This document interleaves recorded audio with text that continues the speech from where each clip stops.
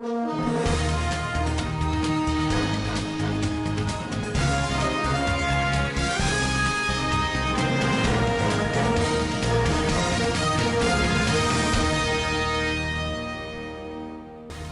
to Standard Voice News Channel. I am Samira Ibrahim. Here are your top stories for today. A rice farmer has explained the exploitation they are facing by bandits in Zamfara State. Gunmen abduct HOD, 2 children at Zaria Polytechnic.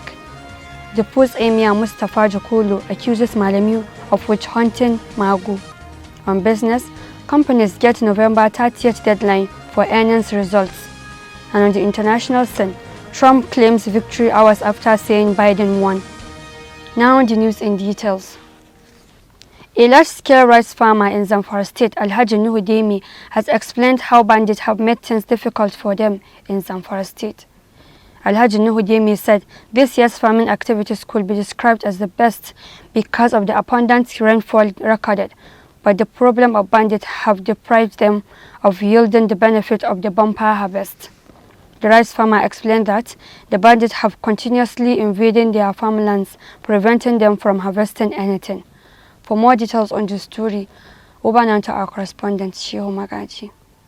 Alhaji Nuhu noted with concern that the bandits are carrying sophisticated weapons, going around their farmlands to monitor the farms and ensure that nobody harvests his crops until he pays certain amount of money to them, adding that some of the farmers have already settled them. The levy the bandits impose ranges from 100,000 to 1 million naira and must be paid before the crops could be harvested. The rice farmer said if a farmer cannot pay the levy due to the lack of money, the bandits will take part of the crops after the harvest and leave the rest for him. And if a farmer refuses to comply with their directive, they will either destroy his crops by putting their animals to graze in his farm, or they will kidnap him when he comes to the farm to harvest the crops. Many people have fallen victims of the bandits' ungodly activities. Another disheartening situation is that the bandits are now hunting for those who are bold enough to go to their farms for the harvest without paying the levy. He called on the government to urgently look into their plight. Shehu Magaji reporting for SBTV News. A former member of the House of Representatives in Zamfara State, Alhaji Aminu Sani Jaji, has accused Senator Kabiru Marafa of being an agent of the People's Democratic Party (PDP) in the state. Alhaji Aminu Sani Jaji, who was a former chairman of Security and Intelligence Committee of the 7th Assembly, made the accusation in Gusau while speaking to newsmen. Ga siyasa akwai abubuwa guda 2 zuwa 3 wanda kuma duka ba za ka hana su ba, kuma dole za ka ba su zauna. Ita siyasa politics, there are 2 or 3 atrocities that cannot be controlled. One is anti-party, lack of ideology, and becoming an agent of opposition. Maybe Marafa might have found himself among the under Mission 3. According to Sani Jaji, Marafa might have found himself among the agents of opposition for opposing the giant stride being made by my Malabuni-led caretaker committee. He said the action of the committee has so far put a smile to all the well-meaning members of the party and therefore must not be undermined. He added that anybody opposing the APC caretaker committee led by Maimala Buni must be one among the agents of opposition and must not claim membership of the APC. The troops of Operation Fireball, in continuation of aggressive clearance operation to stamp out the remnant of Boko Haram, Islamic State West Africa terrorists in their identified enclaves in the northeast region, have continued to record more successes. On 11th November 2020, troops of 151 Battalion deployed in Special Response Area, Miyanti, acting on credible intelligence, embarked on an aggressive fighting patrol to clear Boko Haram elements in their hideout in the general area of Ledantar village. The gallant troops made contact with the terrorists and engaged them with an overwhelming firepower, forcing the terrorists to withdraw in disarray. For more details on this story, Peter Phillips reports. The unrelenting troops gave a hot pursuit and inflicted heavy casualties on the fleeing terrorists, while in the aftermath of the decisive encounter, 2 Boko Haram ISWAP terrorists were neutralized and 1 terrorist improvised explosive device expert was captured. The troops captured some ammunition from the terrorists, which include 1 box of service tools, 1 gas cylinder suspected to be for making improvised explosive device. In another development, troops of Army Super Camp 19 Bita came under attack from an unconfirmed number of Boko Haram terrorists who attempted to infiltrate the heavily fortified camp. The eagle-eyed troops who were at high alert repelled the criminals with superior firepower, forcing them to withdraw in disarray as blood stains littered along their escape path. The troops of Operation Fireball are hereby commended for their resilience, gallantry and professionalism exhibited since the beginning of the operation, and were encouraged not to rest on their oars, but to build on the successes recorded so far. The entire populace of the Northeast region is hereby assured of the Nigerian Military High Command determination to finally rout the remnants of Boko Haram terrorists, ISWAP criminals from their enclaves in the zone. That has been the report. Peter Phillips from SVTV News, Gusau. At least 15 suspects have been arrested in connection with banditry and cattle rustling by the police in Katsina State. The suspects were arrested across the Musa and Batsari local government areas of the state, where a total of 228 cows along with 267 rustled sheep were recovered in their possession. This was disclosed by the police spokesperson, Gambo Isa, in a statement issued on Sunday. The police spokesperson said the suspects were arrested based on credible intelligence and also after a combined team of policemen and vigilantes were mobilized to Tsaunin village, the Musa local government area of Katsina State, based on the report that bandits numbering 10, armed with AK-47 rifles, have escorted some suspected rustled domestic animals to the village and returned back to the forests. For more details on the story, over now to our correspondent, Hawa Muhammad. The police spokesman said the team succeeded in arresting 15 suspected bandits, led by one Alhaji Adamu, popularly known as Shantel, a notorious wanted gang leader of bandits, and recovered 485 cows and 54 sheep. The statement revealed that the DPO Batsari-led Operation Puff Adar, Sharan Daji and vigilante group on patrol along Dankar Dangaya villages, Batsari local government area of Katsina State, intercepted 3 suspected bandits with 43 cows and 213 sheep suspected to be rustled ones. In the course of an investigation, the suspects confessed that the animals belonged to one Dahiru Musa, a notorious bandit who was later arrested and could not give a satisfactory account as to the ownership of the animals. In a press briefing held at the command headquarters in Katsina to showcase the recent achievements recorded by the command in the fight against banditry, kidnapping, armed robbery, and cattle rustling, the police revealed that the suspects were arrested at different locations in the state. SP Gambo further observed that the crime rate in the state is drastically reducing to the barest minimum, with the little pockets of crimes being recorded in the state. Hawa Muhammad reporting for SVTV News. Suspected gunmen on Saturday abducted Engineer Bello Atiku, head of Department Computer Engineering Technology, Nuhu Bambali Polytechnic, Zaria, Kaduna State. Malan Sanusi Hassan of Registry Department was also shot and is currently receiving medical attention at Ahmadu Bello University Teaching Hospital, Shaka. His 2 sons were also kidnapped. A source told the newsmen that the incident occurred on Saturday night at UPE staff quarters, main campus of the Polytechnic, Zaria. Newsmen contacted the police public relations officer, Kaduna Command, ASP Mohammed Jalige, who confirmed the incident, noting that it occurred about 10 p.m. on Saturday. He said that investigation has commenced into the crime and efforts to rescue those abducted at the Polytechnic are on, while on the trail of the kidnappers.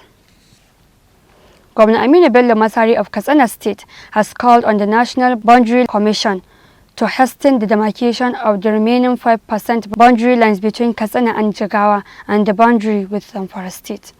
The governor made the call during a joint meeting of officials on Jigawa-Katsina interstate boundary led by the Director General, National Boundary Commission, Surveyor Adamu Adaji, to the Government House, Katsina. He said quick conduct of the exercise will enable the state to reap the benefit of its inherent abundant natural resources.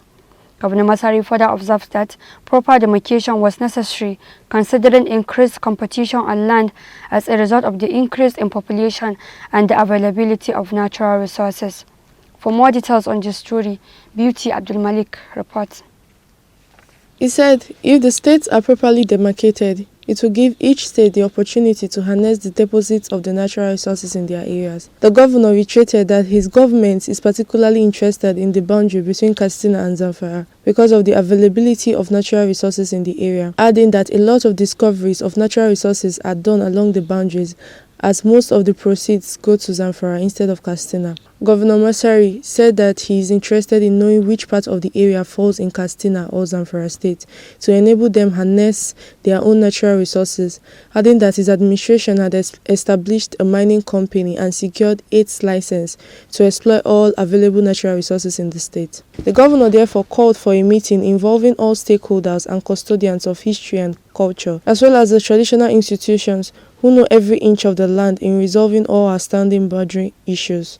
In his response, the Director General, National Boundaries Commission, told the governor that they were in the state in furtherance of efforts towards the definition of Jigawa-Katsina interstate boundary issue. Beauty Abdumali reporting for SVTV. The police in Kano State have arrested 2 of its men over extrajudicial killing of 2 young men in the state in Sharaɗa quarters in Kano metropolis. The State Commissioner of Police, Malam Habu Sani, gave the orders for the immediate arrest of the culprits. Newsmen gathered that the security operatives of the anti-Daba unit who went to Sharaɗa area to effect the arrest of suspects ended up firing gunshots that killed the 2 young men. Already a member of House of Representatives representing Kano Municipal Council, Honorable Sha'aban Ibrahim Sharaɗa, had met with the State Police Commissioner on the matter. Former Emir of Gondu, Alhaji Mustapha Jokolo, a monarch from the home state of the Attorney General of the Federation, and Minister of Justice Abubakar Malami, has accused the AGF of witch-hunting former acting chairman of the Economic and Financial Crimes Commission (EFCC), Mr. Ibrahim Magu. Reacting to the recent invitation of Magu by the Court of Conduct Bureau over some landed properties, the former emir described it as nothing but witch-hunting and persecution. He said Malami was accusing Magu of unsubstantiated allegations and has merely given him the opportunity to defend himself. He noted that without recourse to the process of the law, Malami removed Magu as EFCC boss and nominated replacement for his position.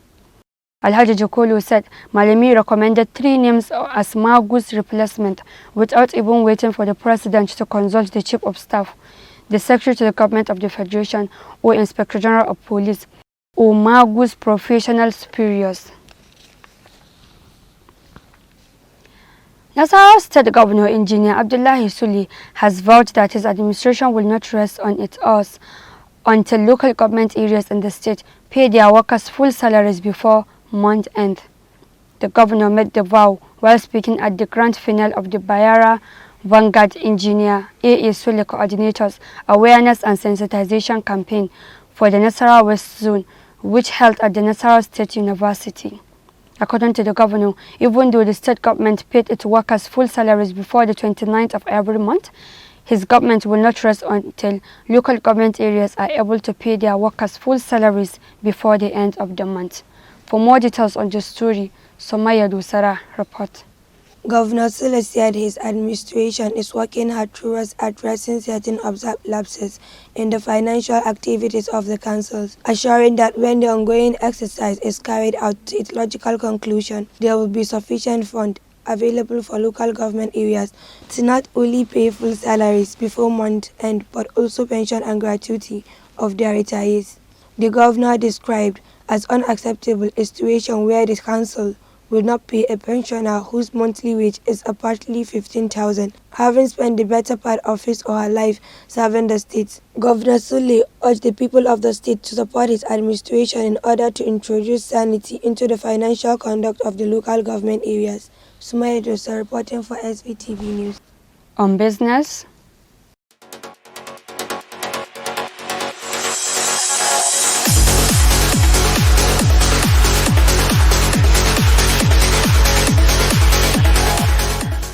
Nigeria's apex capital market regulator, Securities and Exchange Commission, has granted all public companies, capital market operators, and other regulated entities a 1-month extension for the submission of their latest quarterly financial statement. The apex capital market regulator stated that the extension was due to the recent general disruption to business operations across the country and the challenges this may have posed on businesses. According to the Commission, the disruption to business operations might have prevented public companies, capital market operators, and other regulated entities from convening meetings for the purpose of considering quarterly financial statements that were due to be filed or released by October 30, 2020. The quarterly financial statements are now due for submission by Monday, November 30, 2020. Public companies and other regulated companies at the capital markets are required to submit their quarterly financial statement not more than 30 days after the end of the relevant quarter.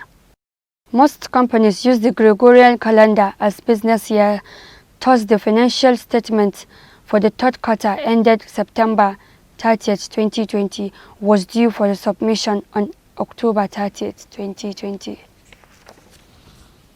And on the international scene, the United States President Donald Trump has declared himself the winner of the presidential election in the country. He made the new claim in a tweet on Monday, hours after he tweeted that his opponent, Joe Biden, won because the election was rigged. In the tweet, which was tagged as misleading by Twitter, Trump said he won the election. Trump had on November 5th claimed victory in the presidential race and accused his critics and the media of stealing the election from him. Trump, however, refused to concede that he lost the election. The latest vote tallies gave the Democrat Biden a clear win in the state-by-state electoral college that decides the presidency with 306 votes against Trump's 232. U.S. networks projected that Biden won the state of Georgia to get 306 votes in the Electoral College, but 270 votes are required for election. Meanwhile, Biden has continued with his transition plans, saying Trump's refusal to concede his election loss was an embarrassment. Biden described Trump's action as an embarrassment.